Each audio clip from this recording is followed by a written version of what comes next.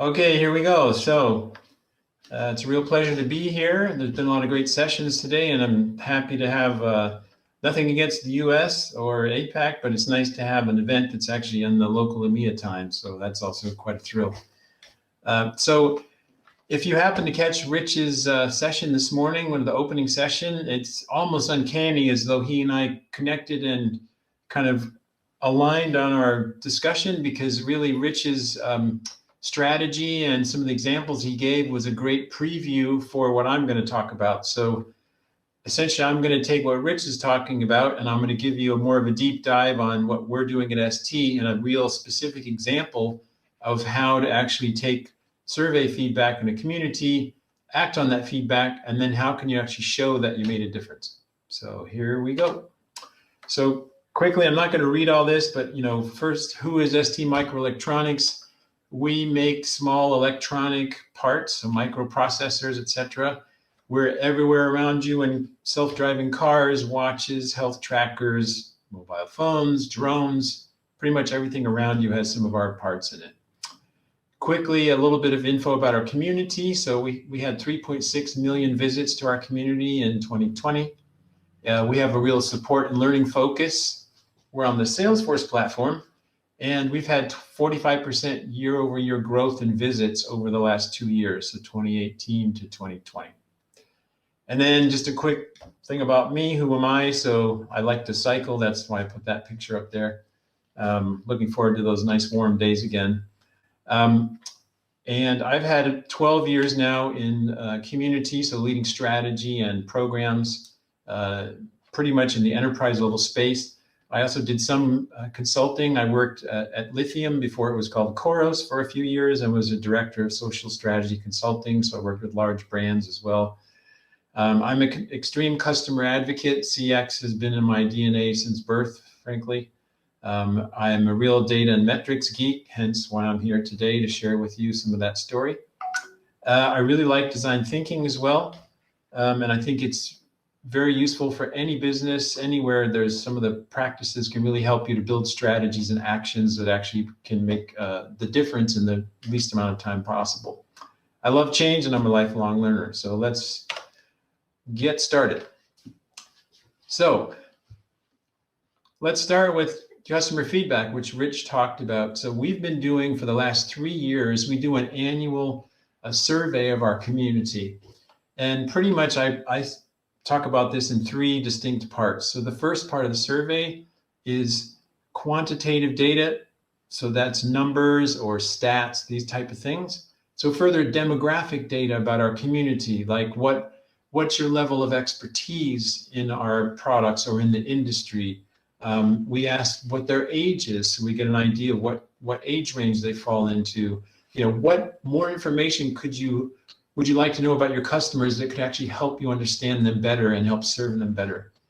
Then the middle part of the survey is our NPS score. So doing an annual benchmark to get an idea of the sentiment of how are you feeling about the community? How is it serving you? How well is it serving you? Would you recommend this community to a colleague?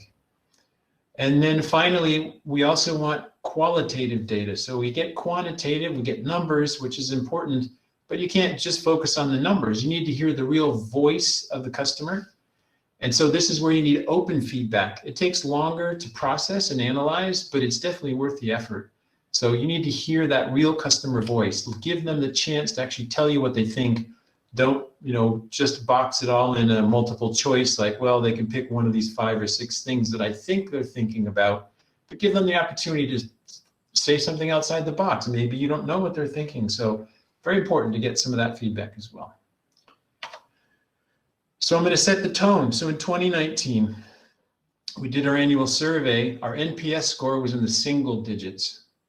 So if you know anything about NPS, the worst possible score is a -100, and the best possible score is a +100. So if you're in the single digits, you're almost right in the middle.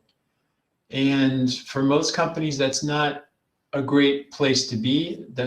You have a lot of room for improvement. So B2C brands, the really popular ones like Apple and Tesla, they can be up in the 70s, the 80s.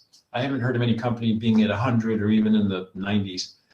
But usually B2B companies like ours is kind of B2B, kind of to C, because we have the end users of our products as well. These companies are typically not in the 70 category. They're more in the 30s, 40s range. So that's where we're shooting to get to. In the middle, what you can see is actually when I talked about open customer feedback. So we ask things like, what are the 1 or 2 things we could do to make your experience better in our community? And I read through all of those comments. So in this particular year, I think we had 680 responses on our survey. So I read through all of those, and you start to see there's some trends, some themes, right? There's kind of these buckets of themes for their open feedback. And what I do is I rank each one of them by either it's a positive sentiment or a needs improvement sentiment. And then I rate that. So you can see that we have the positive, of course, in the green, and the more needs improvement in the red. So their biggest commented items, so the most comments were on the left, and then goes down to the right, was about getting good answers fast. And that, of course, in a support focused community, that's the most important thing, right? I'm stuck. I want to learn how to use your product better. I have a question. I want to get an answer. So that was their biggest needs improvement category, was getting answers and getting them fast. Now you can see in the second category, the community is a great place for knowledge and information. That's overwhelmingly a positive experience for the majority of our community. Then we had more ST presence. They want to see more of our colleagues, our employees participating in the community to share what they know and to provide some balance, that the company is standing behind the questions and the activity that's going on in the community. And then there were also some improvements that we needed to make to their experience on the platform itself. So this is what we decided to do, is let's focus on the top 3 categories right here, and let's see what we can do in a year. Let's pick some very specific items, and let's really try to tackle these head on. So what are some of the challenges? Well, each organization is structured differently, and some of the challenges in our company are that we're extremely decentralized. So we have no vice president of customer service and support. We don't even have a director level of customer service and support. So each division they're all doing great work, but there is no kind of guiding hand across the whole company doing these kind of things. I'm working on that, trying to pull things together. But really, traditionally, our company, each division takes care of their own customers. They don't communicate across divisions a whole lot. So it's extremely decentralized. Also, traditionally, our company has had large OEM customers. So some of the big names that you're familiar with that I'm not allowed to say, but who spend lots of money with us, we have a really high touch relationship with them. We're excellent at that. But in this, modern digital world, when you have the long tail of the one-to-many customer, this is a little bit more challenging to get embedded in the company culture, how to serve best these type of customers. So for those that do participate in the company and want to in the community and things like this, they don't get formal approval. Sometimes they get, their manager says, hey, it's okay to do that, but it's typically not part of their annual goals, these type of things. So it's more a, do the best they can sort of a thing. And then also the Salesforce platform, if I'm just honest, for an enterprise level company, out of the box, it's not good enough. It's not going to meet all the needs that an enterprise level company has or a large community has. So you do need to customize it with a vendor or a partner. And then as well, you need to build awareness. We need to build awareness in the company for why is this important? Why should we be doing this? Give them updates on the changes we're making, the impact that our employees are having, the impact for the customer, et cetera. So we need to build a better way to make that known on a regular basis. Okay, so what did we decide to do? So we focused in, one thing we really needed to do is to engage with our employees. So if we want faster answers and better answers, and they want to see more ST involvement, so more of our colleagues there, then we need to make sure, because they're busy with other things as well, so we need to assess how they feel about participating in the community. And what we found is that some of our employees were a little shy, a little afraid. I'm not quite sure in the public sphere, like I'm hesitant to go out there. then other people, maybe their practices and processes of how they participate in the community are not optimized very well, or they could be better. And so we decided to build some training programs to help them to accelerate and to be very efficient in the community, being conscious of their time as well. So really making the most of their time and making sure that it's really quality for the community and for themselves. Motivating them to change. So we'll look at that in a minute. So providing some type of metrics or a report that can actually show them specifically how their activity is making a difference. Are they moving the needle over time? Then also, as we talked about, improving the UX of the community, so the user experience, and then the promotion and awareness programs. Okay, so first, I don't know, he may be in the session, maybe not. Camilo is on my team. So I wanted to highlight the great work that he's done. So Camilo is an expert in engaging with communities and building training programs. He and I actually worked together at Autodesk for a number of years. But what he did is we built 2 training programs. So the first was an e-learning course. We put it on our internal training platform, and anyone in the company can take this course. It takes about 70 minutes. I'm not going to read through all the details here, but it really covers from a high level, it really hits all the bases of tone and voice, representing the brand, your personal brand, how to deal with conflict, best practices for best answer marking, moderation, this type of stuff. So it gives a good baseline for anyone, so that if they're just not familiar with community, after they take this training, then they understand better what it's about and how can I do it and do it well. So it gives a good, baseline of training and familiarity that people can have. Now, in addition to this, we actually did a more involved training program for just a few select individuals. So in the product areas in our community, they have the most activity and the most views. So they're talking about like the 80-20 rule, whereas at 80% of our traffic going to like 20% of our community, for example. So for those people who are moderating there, we chose a select few who are spending the most time in these high volume products. And Camilo built a bespoke training program for them that took about 8 hours. And then he follows up actually after the training with mentoring. So one-on-one mentoring and coaching week over week for months after the program. So he literally looks at every post they make and then gives them feedback, gives them praise where they're doing great things, gives them guidance where maybe they can do something better, answers their questions when things come up, because as we know, you can't anticipate everything. So it's he's to improve and how to be more efficient, but also more effective in the community. Another important thing that I'm highlighting here is not just to work with them and to build that relationship with them, but he sends a monthly report to their managers. Now, this is incredibly important because then you're expanding the sphere of influence. The more people that know, hey, here's what we're doing in the community, here's your staff, the impact they're making, the impact they're having for our customers, and also, the feedback from these people who took the program has been also very strong. So again, we're building that awareness, building that influencing and educating on how important community is for our company. All right, and then I mentioned about reporting. So we're lucky, at least, that since we have our owned platform, the Salesforce platform, we're able to connect a business intelligence tool to the platform through the API. And then I can connect all the objects together, build a data model that I want, and then I can create the report the way I want it. So I've worked with most of the major community platforms, and one beef that I have with all of them in my experience is they create a bunch of reports, but this report is useful for a little bit of this, and this one's useful for a little bit of that. But man, if I could put these 3 reports together, I'd have just what I need. So I prefer to do it this way, where I connect to the back end and then I can build it exactly the way I want it. So the report you can see on the top, we settled on 2 KPIs, key performance indicators, to show that we're moving the needle in the target that we had for the year. And you can see we have gauges here in green, yellow, and red.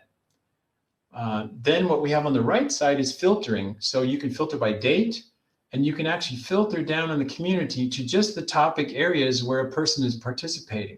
So they can see, hey, where I'm responsible or where I'm trying to make a difference, how's it happening? Is something happening that's making a difference for our community and for our customers? So this was really important for motivating them, because they can see anytime they want. This report is available. It's live, real time. It updates every morning at 1 o'clock. So they can check every day if they want and see how things been going. So it's really up to them. And I want to highlight too, if you see the lower graph here, the one in the middle, see the pink line, that's the marked answer rate. Now, Camilo's dedicated expert training, the first part of the training ended in July, and what you can see is exact cause and effect. So you can see that in August, the marked answer rate popped up significantly and stayed up for the rest of the year. So that's not only having them mark answers, but it's also, encouraging the community, etc. So by doing this, you can actually show it's not your opinion. Did things change? There it is right there in black and white in front of you. We had this idea, we put an action in motion, and here's the cause and effect. So it's kind of you can't argue against that, right? And then, we have a couple other tabs in the report. So we not only show like the quantity of questions with the reply or questions with marked answer, but then who's providing the reply? Is an employee involved in the conversation or not? Who authored the marked answers? Was it an employee or not?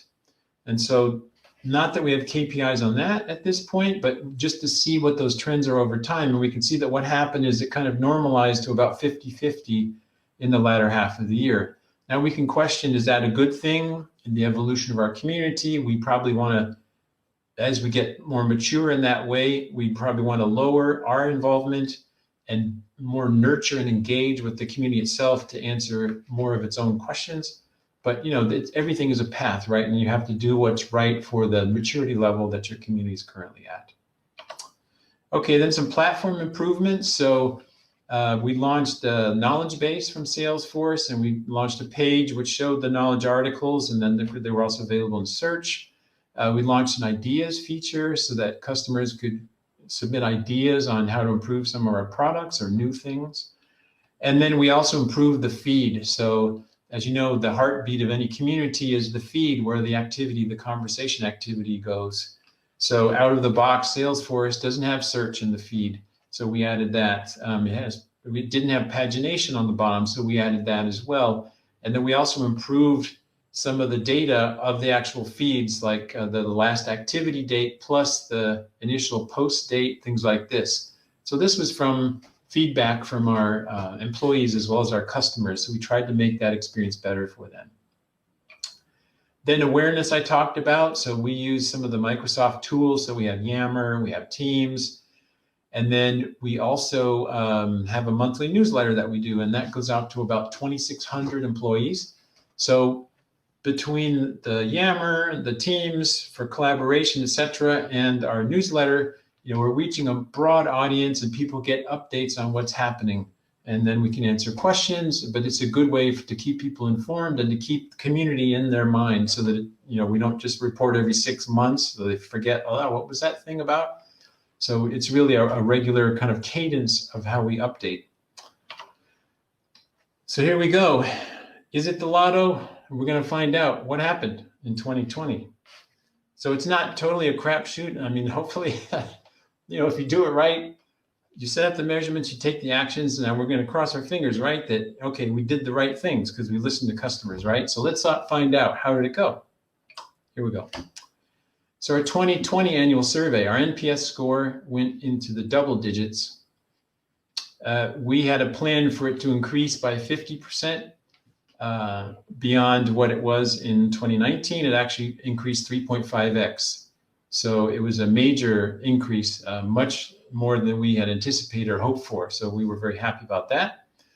Let's see, this is covered up a little bit in the screen, but again, here's the buckets of the comments by customers. We can see now that knowledge and information, the community being a helpful place for knowledge and information, moved to the top for the number of responses, and still is overwhelmingly in the positive category.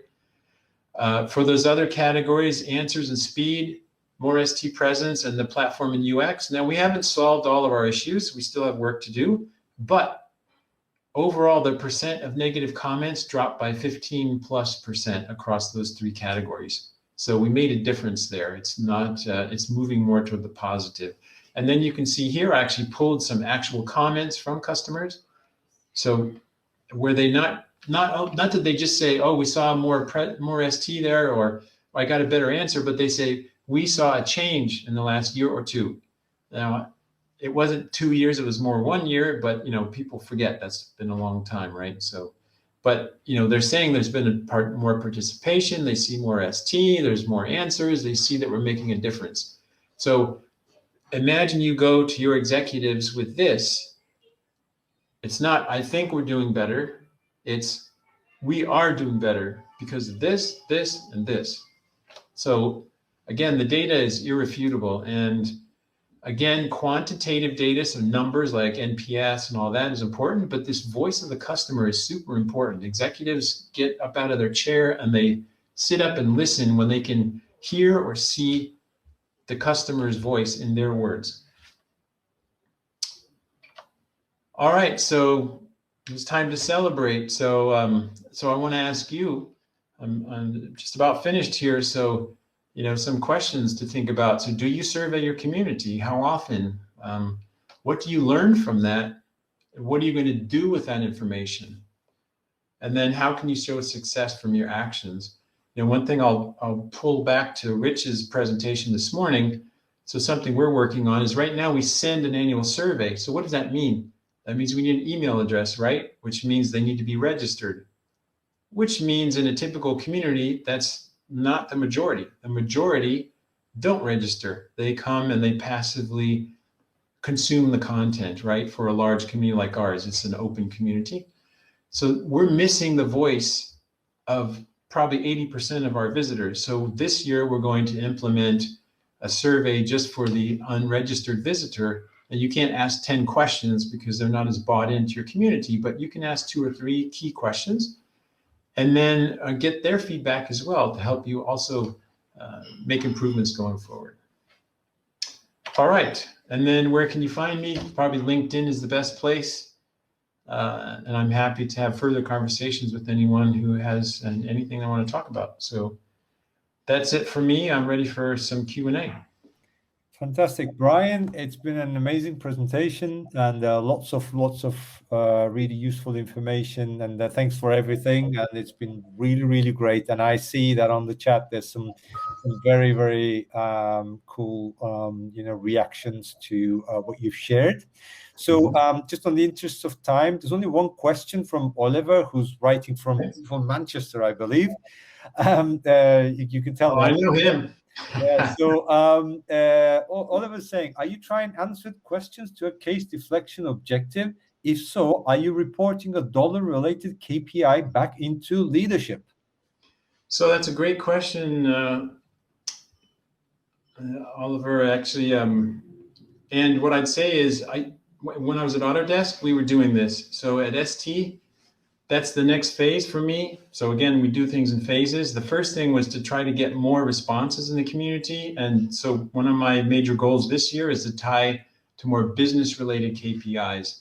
So definitely this is what we're going to do. So at Autodesk, for example, what we would ask, and we can even do this in the unregistered survey, is what was your purpose of visit today? And if they say it was to get an answer to a question, then you can say, were you able to get the answer to your question? And then if there's a registered visitor, we could ask them, would you have turned to our support, our one-to-one support, if you hadn't gotten your answer? And so this can give you kind of a multiplier, which you can use then to start developing KPI around cost savings. Now there are a number, if you look online, there are a number of the CR, Community Roundtable, they also have this type of a metric. It's a little bit different than mine. I presented on it years ago at the Lithium conference, I think in 2015 maybe? It's in their site, but yeah, so we'll be working on some of those business related metrics, because that's something I realized too is, I know the importance of community with my experience, but you need to build that awareness and that knowledge. You need to educate in the company. And so part of what I need to do is embed the business metrics more so that, what other people are looking at, the community is speaking to that too. So how many leads are we capturing out of the community? What's the customer lifetime value of a community member versus a non-community member? And then again, this case deflection as well is another one. And I think Salesforce actually has a plugin you can use that can also start to give you some of this info. So great question. Thanks for the answer. So we've come pretty much to the end of our session. Brian, it's been amazing. Thank you very much. Really, really happy to have you here, and everything that you've shared is so relevant, so cool, and it looks like it's going to progress even more into some more amazing heights. So thanks again, and all the very best. So this actually makes it to the end of our day. So Brian was our last presenter for the day. So maybe you have just a few minutes left to be able to catch the closing remarks of this beautiful conference. Yeah. So it's been an honor and an amazing experience to host you as one of the MCs here. Brian, thanks again. All the people who have attended, who've given their time, which is the most valuable thing. Thanks again. So you can head back to the main stage for closing remarks. There's apparently as a party, as they say in the UK, which is at the CMX Spark Social. I think there's a DJ that's been brought in, and you can actually take a cooking class as well. So I just wanted to know that these are happening. That's nice. And I'll leave you with one thing, which is I want to prove to all of you that metrics are cool. Yes, very good. So yeah, we've got that on tape as well, which is so, Brian, thank you very much. You've been so cool. So everyone, thank you very much, and I'm wishing you an amazing rest of day, and I hope to see you in another event. Yep. All the very best. Bye, everyone.